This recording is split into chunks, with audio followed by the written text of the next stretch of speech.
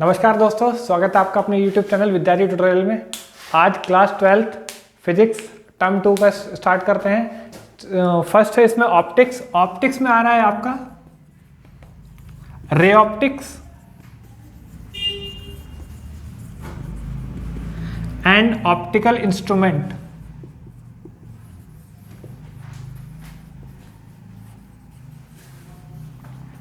और साथ ही दूसरा चैप्टर है इसका वेव ऑप्टिक्स।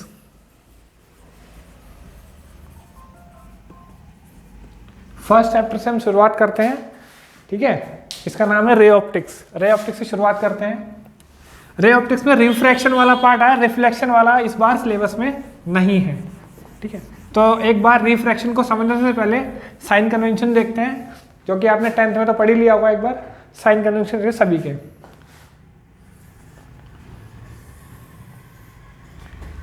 ये हमारा स्फेरिकल सरफेस है। इसको हम चाहे तो अगर आप इसको कोटिंग करते हैं तो ये मिरर बन जाएगा, कॉनकेव मिरर, ठीक है। कोटिंग नहीं है तो ये हमारा एक स्फेरिकल सरफेस है। इससे हम साइन कन्वेंशन देखते हैं। सपोज इस स्फेरिकल सरफेस को हम मान लेते हैं एक हम वाई एक्सिस, कार्टेशियन फॉर्म में हम इसको वाई एक्सिस मान लेते हैं। ये वाई है, ये भी वाई है, ये नेगेटिव है, ये एक्स है, ये पॉजिटिव है, एंड ये एक्स है, ये नेगेटिव है। तो अगर हम ऑब्जेक्ट की हाइट की बात करें तो ऑब्जेक्ट की हाइट अगर अपवर्ड होगी तो पॉजिटिव होगी, डाउनवर्ड होगी तो नेगेटिव होगी, जैसे कि हमारी वाई एक्सिस होती है। अपवर्ड होगी तो पॉजिटिव होगी, डाउनवर्ड होगी तो नेगेटिव होगी। और अगर हमारी डिस्टेंस हम एक्स एक्सिस में चलेंगे, अगर हमारी राइट हैंड साइड में होगी ऑब्जेक्ट के या सरफेस के तो होगी हमारी पॉजिटिव, और अगर आपका लेफ्ट साइड में होगी, लेफ्ट हैंड साइड में, तो होगी ये नेगेटिव। इतनी बात समझ में आई। चलो आगे बढ़ते हैं। साइन कन्वेंशन के बाद अब देखते हैं रिफ्रैक्शन क्या होता है।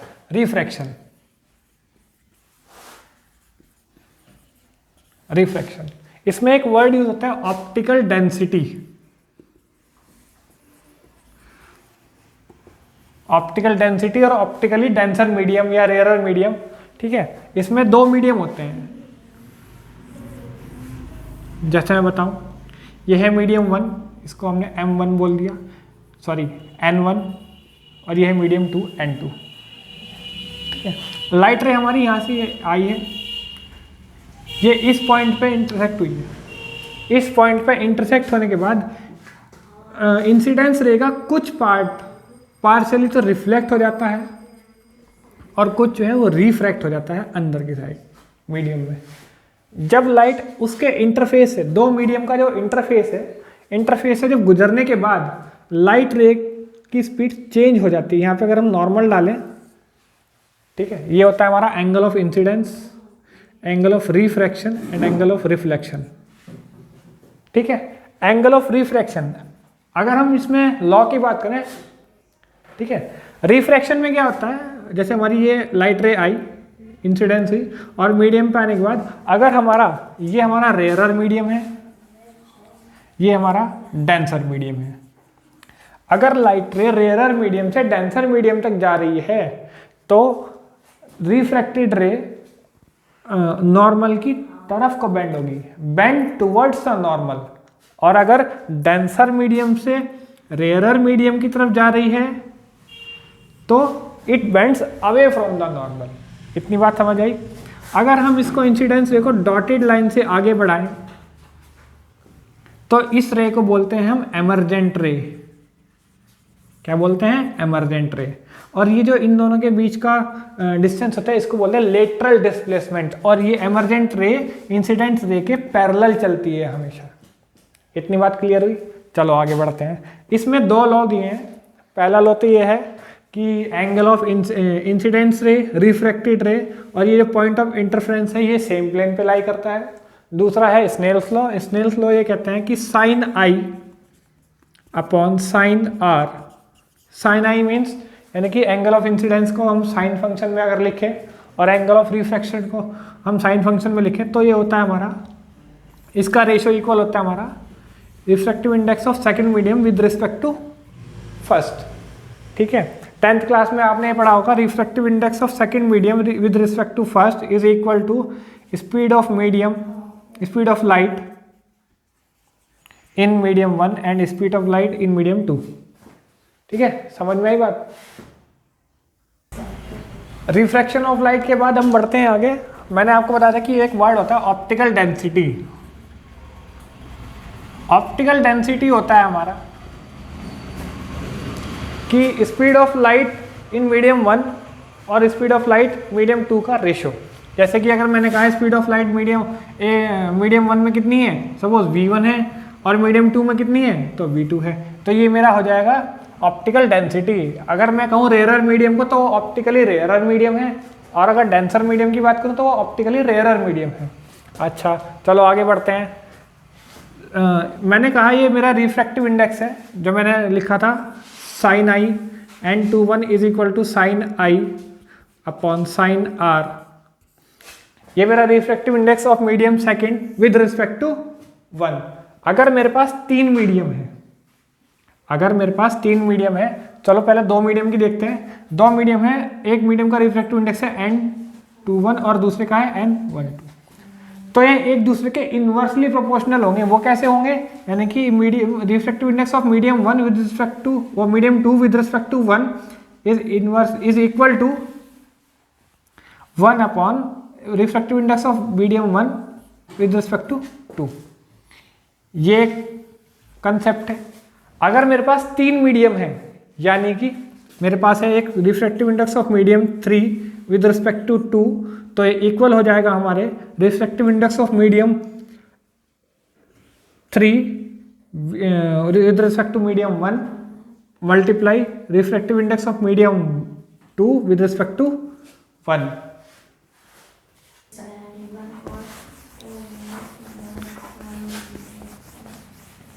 इसके बाद देखते हैं, अब हमारा टॉपिक आता है टोटल इंटरनल रिफ्लेक्शन।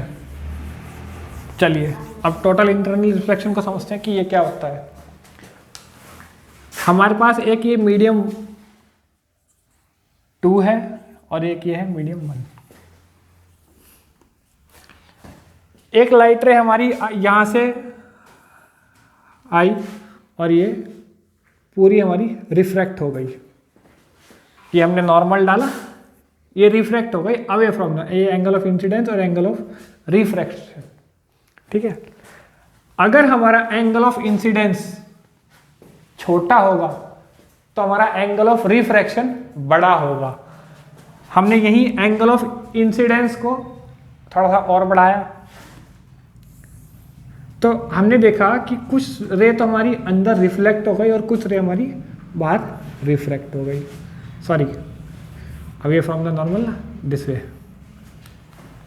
फिर हमने थोड़ा सा एंगल और इंसिडेंस बढ़ाया। अब देखिए कुछ रे तो हमारी रिफ्लेक्ट हो गई अंदर और कुछ रे रिफ्रैक्ट हो गए 90 डिग्री पे। जब रिफ्रैक्टेड रे नॉर्मल के साथ 90 डिग्री का एंगल बनाती है, उस कंडीशन में जो हमारा एंगल ऑफ इंसिडेंस होगा उसको हम कहेंगे क्रिटिकल एंगल। उसको हम कहते हैं critical angle. Critical angle means जिसपे एंगल ऑफ इंसिडेंस हमारा वो एंगल जिसपे हमारा एंगल रिफ्रैक्टेड एंगल जो है वो 90 डिग्री आ रहा है। ठीक है, उसको क्रिटिकल एंगल बोलते हैं। अगर हमारा angle of incidence critical angle से बड़ा होता है तभी हमारा टोटल इंटरनल रिफ्लेक्शन होता है, मगर फिर भी कुछ पार्शली रिफ्रैक्टेड हमारी रे हो जाती है। इतनी बात समझ में क्लियर। चलो आगे देखते हैं। टोटल इंटरनल रिफ्लेक्शन के बाद इसमें इसके यूजेस जो हैं, एक तो इसमें टोटल इंटरनल रिफ्लेक्शन की वजह से जो बनता है वो होता है एक मिराज। मिराज रेगिस्तान में बनता है। वो तब बनता है जैसे जैसे हमारी डेंसिटी बढ़ती है, रिफ्रैक्टिव इंडेक्स हमारा कम होता है। ओके, जैसे जैसे हमारी किसी भी ऑब्जेक्ट या किसी भी सबस्टेंस की डेंसिटी इंक्रीज होती है तो हमारा उसका रिफ्रैक्टिव इंडेक्स भी इंक्रीज होता है, और जैसे जैसे उसकी डेंसिटी डिक्रीज होती है वैसे वैसे उसका रिफ्रैक्टिव इंडेक्स भी डिक्रीज होता है। इसके बाद क्या होता है, मिराज में क्या होता है, कोई टॉल ऑब्जेक्ट है, कोई पेड़ है लंबा या कोई भी टॉल ऑब्जेक्ट है, उसके आसपास जब उससे लाइट रे निकलती है, उससे लाइट रे टकरा करके नीचे जाती है, तो नीचे की जो एयर है वो गर्म रहती है और रिफ्रैक्टिव इंडेक्स हमारा कम रहता है। ऊपर जो रहता है वो ठंडा रहता है और ऊपर रिफ्रैक्टिव इंडेक्स ज़्यादा रहता है। इसीलिए ये नीचे टोटल इंटरनल रिफ्लेक्शन शो होता है, जिसकी वजह से जो दूर दराज से कोई मुसाफिर आता है उसको यहाँ पे थोड़ा सा पानी दिखाई देता है, क्योंकि ये लाइट रे उसको लगता है ये नीचे से आ रही है। ये टोटल इंटरनल रिफ्लेक्शन के बाद जब आती है तो उसको नीचे से आते हुए दिखाई देती है, इसलिए उसको पानी दिखाई देता है। टोटल इंटरनल रिफ्लेक्शन जो होता है वो प्रिज्म में भी शो होता है, ऑप्टिकल फाइबर में भी होता है, डायमंड में भी होता है। डायमंड में वो डिपेंड करता है कि जो हमारा जो वर्कर है या जो क्राफ्टमैन है वो किस तरीके से उसको कट कर रहा है ताकि टोटल इंटरनल रिफ्लेक्शन हो और डायमंड हमारा बहुत अच्छे से शाइन करे। ठीक है, अब बात करते हैं ऑप्टिकल फाइबर की। ऑप्टिकल फाइबर आज की डेट में होने वाला बहुत इंपॉर्टेंट सबस्टेंस है, जिसके द्वारा हम किसी भी इंफॉर्मेशन को बहुत फास्टली एक जगह से दूसरी का ट्रांसफ़र कर सकते हैं, इंफॉर्मेशन को, डाटा को, या कैसे भी। आजकल जो आप इंटरनेट यूज़ कर रहे हो वो इसी केबल की वजह से करते हो। इसमें क्या है, लाइट रे से, लाइट रे को एज ए इंफॉर्मेशन और डाटा के भेजा जाता है, जो बहुत स्पीड से ट्रैवल करती है और दूसरी जगह हमारा डाटा ट्रांसफ़र कर देती है, और ये होता है टोटल इंटरनल रिफ्लेक्शन से। इसको हम सीधा भी भेज सकते हैं, बट हमें इसको सिर्फ भेजना ही नहीं है, हमें इसको एक तरफ डाल करके अगर हमने इसको इसमें सेंड कर दिया तो हमें इसको यहाँ से रिसीव भी करना है, ताकि हम उस डेटा को रीड कर सकें जो हमारे पास है। इतनी बात समझ में आई। आप देखते हैं refraction by a spherical surfaces. ठीक है, हमने एक स्फेरिकल सरफेस लिया, ये हमारी प्रिंसिपल एक्सिस गई। ठीक है, पॉइंट O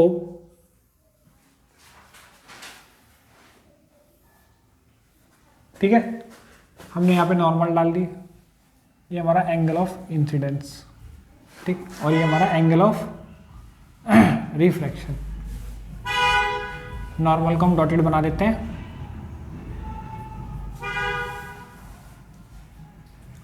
समझ में ही बात। नॉर्मल को हम यहाँ टच करा देते हैं, ये पॉइंट हमारा C, ये I और ये O, या इसको मान लेते हैं A, इसको पॉइंट B, इसको C और इसको D। ठीक है, चलिए अब बात करते हैं। अब हम tan थीटा अप्लाई करते हैं। ठीक है, tan थीटा अगर हम अप्लाई करते हैं, tan एंगल BAC, तो BAC is equal to tan theta क्या होता है हमारा, अगर हम इसको स्ट्रेट लाइन मानते हैं तो थोड़ा सा स्फेरिकल सरफेस हमारा ज़्यादा बन गया, इसको हम ठीक कर लेते हैं।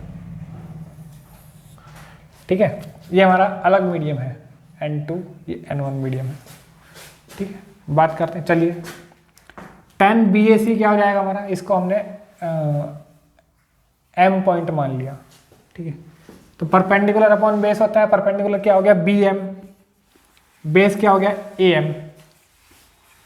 ठीक, अब दूसरा tan थीटा लेते हैं, tan angle BDM is equal to क्या हो गया हमारा BDM, परपेंडिकुलर अपॉन बेस तो हो गया हमारा BM अपॉन MD, और हमारा tan एंगल ये हो जाएगा हमारा BCM, तो हमारा परपेंडिकुलर अपॉन बेस क्या हो जाएगा हमारा, हो जाएगा BM और बेस हो जाएगा हमारा MC। इतनी बात क्लियर है, इतना समझ में आया। चलिए आगे बढ़ते हैं। अब हमारा एंगल I, हमारे इस ट्रायंगल का, ट्रायंगल BAC का एक्सटीरियर एंगल है, तो हमारा क्या होगा एंगल I अगर मैं निकालता हूँ तो एंगल I क्या होगा हमारा, हम इन दोनों एंगल को प्लस करेंगे तभी तो निकलेगा हमारा एंगल I। ठीक है, यानी कि हमें इसको और इसको प्लस करना पड़ेगा, सॉरी ये एंगल C और एंगल A को प्लस करना पड़ेगा। दैट मीन्स हमारा एंगल I हो जाएगा BM upon AM plus BM upon MC। ठीक है, और एंगल R हमारा निकलता है, हमें क्या करना पड़ेगा, एंगल R निकालने के लिए हमें इस एंगल से ये वाला एंगल माइनस करना पड़ेगा, यानी कि BAM से हमें माइनस, BCM से माइनस करना पड़ेगा हमें BDM, तो हमारा ये एंगल निकल जाएगा। इसको कैसे निकालेंगे, हम माइनस करते हैं हमारा BCM minus BDM, that means BM upon MC minus ये क्या हो जाएगा हमारा Bm/md। हमारा I की वैल्यू भी निकल गई है, R की वैल्यू भी निकल गई है। अब बात करते हैं स्नेल्स लॉ की, क्योंकि हमारे रिफ्रैक्टिव इंडेक्स अलग अलग है, रिफ्रैक्शन हो रहा है। चलिए आगे देखते हैं।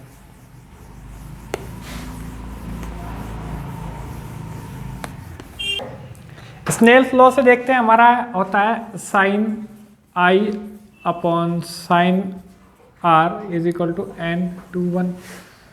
मैं इसको ये भी कह सकता हूँ sine I upon sine R is equal to refractive index of 2/1। Cross multiply कर देते हैं, ये हो जाएगा हमारा sine n1 sine I is equal to n2 sine R। समझ में आई बात? ठीक है। अब आगे करते हैं इसको सॉल्व। हमें इसमें ये बहुत छोटे एंगल हैं, इसलिए हम साइन को नेगलेक्ट करके n1I is equal to n2R रखते हैं। इतनी बात क्लियर हुई। अब इसमें I और R की वैल्यू को सब्स्टिट्यूट करके आगे सॉल्व करते हैं। n1 I की हमारी क्या वैल्यू आई थी? I में हमने tan, इन दोनों को प्लस किया था, तो tan थीटा अगर हम इसका लगाते हैं तो Bm/am प्लस इसका आता है Bm/mc। इन दोनों को प्लस कर दो, यानी कि Bm/am प्लस Bm/mc हो गया। ठीक है। और R का क्या आता है हमारा? n2R, दोनों को माइनस करना है, यानी कि Bm/mc minus Bm/md। Okay, Bm/mc minus Bm/md। इतनी बात क्लियर है। चलिए Bm कॉमन ले लेते हैं। n1 Bm/1/am plus 1/mc is equal to n2 Bm/1/mc minus 1/md। ये Bm से Bm हमारा कैंसिल आउट हो जाएगा। Bm से Bm कैंसिल आउट होने के बाद अब हम क्रॉस मल्टीप्लाई करते हैं n1 के अंदर। n1 के अंदर मल्टीप्लाई करने पर हमारा क्या बनता है? n1/am plus n1/mc is equal to n2/mc minus n2/md। इतनी बात क्लियर है। अब हम वैल्यू सब्स्टिट्यूट करते हैं, जैसे कि हमारा a है, हमारा ये ऑब्जेक्ट है, इसको हम ले लेते हैं u, क्योंकि ये लेफ्ट साइड में है तो ये माइनस हो जाएगा। ये हमारी md इमेज डिस्टेंस, इमेज बन रही है हमारी, तो ये v है हमारा, ये राइट हैंड साइड में इसलिए पॉजिटिव है। समझ में आई बात? क्लियर है। चलिए अब आगे देखते हैं इसको ये कैसे सॉल्व हुआ है। ठीक है। अब हमने क्या किया, इस n1/mc को उठा करके इधर ले जाओ, उस n2/md को उठाकर इधर ले जाओ। ये हो जाएगा हमारा n1/am plus n2/md is equal to n2/mc minus n1/mc। mc हमारा क्या है? ये, इसको बोला है हमने रेडियस ऑफ कर्वेचर। ठीक है, क्योंकि सेंटर ऑफ कर्वेचर आके मीट कर रही है ना, centre of curvature of this spherical surface. ठीक है, यानी कि हमने इसको यहाँ पर, जैसे हम सर्कल बनाते हैं ना, ये स्फेयर है लाइक अ फुटबॉल, उसका हमने काटा है। और अगर सर्कल बनाते हैं तो ये इसका सेंटर रख के हमने कंपास इसको ड्रॉ किया है, तो ये सेंटर है हमारा। इसको सेंटर, यहाँ से यहाँ तक की डिस्टेंस रेडियस ऑफ कर्वेचर होती है। ठीक, चलिए अब सॉल्व करते हैं। am हमारी क्या है? am बताया मैंने, माइनस नेगेटिव u है, और md हमारा क्या है? पॉजिटिव v है, और r क्या है हमारा? mc क्या है हमारा? रेडियस है। यानी कि n1/u plus n2/v is equal to n2 minus n1 common आ जाएगा हमारा, ये हो जाएगा हमारा 1/mc। ठीक है, इसको सॉल्व करते हैं। mc क्या है हमारा? r। n1/u plus n2/v is equal to n2 minus n1 इसको हम r ऐसे भी लिख सकते हैं, या हम यहीं पे r लिख सकते हैं। ये हमारा इक्वेशन हो गया सॉल्व। ये हमारा इक्वेशन बना है। हमने क्या सॉल्व किया है? Refraction by spherical surfaces. अब देखते हैं refraction of light by lens. ठीक है, ये हमारा कॉन्वेक्स लेंस है, object O, image formation I, point P, point D। इसमें हमारे लेफ्ट और राइट दोनों स्फेरिकल सरफेस है, इनको दोनों को अलग अलग करके बना लेते हैं। ये हमारा पॉइंट O, B, लाइट रे यहाँ से गई, ट्रेवल किया यहाँ तक, I1, नॉर्मल डाल लेते हैं, angle I, angle R1, light रे यहाँ से आई है, I1, I, नॉर्मल डालते हैं, angle of refraction, angle of incidence. ठीक है, अब इसमें समझने वाली चीज़ ये है कि जो लेफ्ट स्फेरिकल सरफेस के लिए इमेज का काम कर रही है, जो इमेज बन रही है, वो राइट स्फेरिकल सरफेस के लिए ऑब्जेक्ट का काम करेगी। ठीक है, इतनी बात समझ में ही। चलिए देखते हैं, हमने एक एक्सप्रेशन निकाला था n1 upon u plus n2 upon v is equal to n2 minus n1 upon r। इन दोनों का, इसका centre of curvature right side होगा और इसका centre of curvature left side होगा। इसको हम C2 बोल देते हैं, इसको C1 बोल देते हैं। ठीक है, ये डिस्टेंस हो जाएगी R1 रेडियस ऑफ कर्वेचर, ये डिस्टेंस हो जाएगी R2 पॉइंट D से C2 तक। क्लियर है? चलो आगे देखते हैं। अब हमारा लेफ्ट स्फेरिकल सरफेस और राइट स्फेरिकल सरफेस की इक्वेशन को एक्सप्लेन लिखते हैं और फिर दोनों को प्लस करते हैं, क्योंकि ये दोनों के कॉम्बिनेशन से तो लेंस बना है। चलिए अब इसको प्लस करते हैं। ठीक है,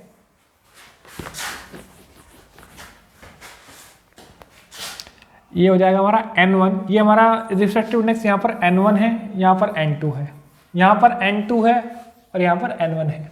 बाहर का रिफ्रैक्टिव इंडेक्स n1 है, अंदर का n2 है। इस बात का बहुत ध्यान रखना पड़ेगा। n1 अपॉन ये क्या है हमारा OB, ऑब्जेक्ट डिस्टेंस, यहाँ पर u, ये v है। ठीक है, इसके लिए v क्या है, प्लस n2 अपॉन v क्या है इसके लिए, bi1 is equal to n2 minus n1 upon bc1। Clear है इतनी बात? चलिए अब राइट वाले स्फेरिकल सरफेस के लिए देखते हैं। राइट वाले के लिए क्या होगा, रिफ्रैक्टिव इंडेक्स अलग है, n2 upon minus di1 plus n1 upon di is equal to n2 minus n1 upon dc2। Clear है? अब इन दोनों इक्वेशंस को प्लस कर देते हैं। ठीक है, चलिए प्लस करते हैं अब इनको। अब इक्वेशन इसको 1 मान लेते हैं, इस इक्वेशन को 2 मान लेते हैं, इन दोनों को प्लस करते हैं। प्लस करने पर क्या होगा, हमने माना सबसे फिर छोटी बात कि हमारा जो ऑब्जेक्ट है, यानी कि जो ऑब्जेक्ट डिस्टेंस है OB, वो हमारा इन्फिनिटी पर रखा है, और जो हमारा डिस्टेंस है BD, लेंथ हमारा बहुत थिन है, इसलिए हमने BD को नेग्लेक्ट किया है। हमारा BI which is equal to DI, BI is equal to DI। Clear है इतनी बात? इस सिचुएशन में हम क्या देखते हैं, हमारा BI1 और DI1 इक्वल है। ठीक है, हमारा BI1 जो है वो DI1 के बराबर है। चलिए प्लस करते हैं, इसको मिटा दें हम, पॉज कर दें। अब इसको जगह बना लेते हैं प्लस करने के लिए। चलिए